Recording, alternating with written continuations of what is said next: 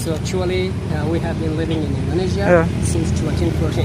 In this 8 years, during this 8 years, we encounter too many different people. For example, first of all, when I entered in Bogor, but the people in Bogor was really, they behave really badly. For example, twice they threw me in the garbage, in the garbage, and several times they asked me the money and anything. Okay. For example, when I was in Bogor and after 8 o'clock, or the weather become dark, and we couldn't go outside. For example, if we go outside, someone comes directly and asks us about the money, about the cigarette, about anything that we had. And really, I can't say I hate people here, but they were not polite with us. But then, after 1 year, we left Bogor and we went to Manado City. Really, for 1 year, I have been living in Manado City. The people were really kind, really polite, and during 1 year, we don't encounter any problem.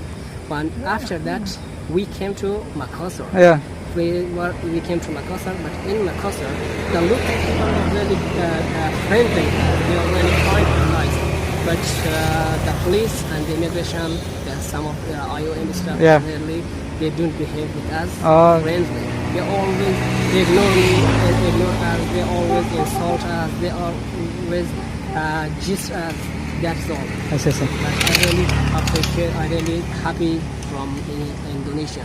Okay. But just the first thing I told you when I was in Bogor, I see. I experienced many difficulties there. Okay. But from Indonesia, especially from Makassar and Manado city people, I am really experienced, and also I have a good memories with them, and I'm happy with them.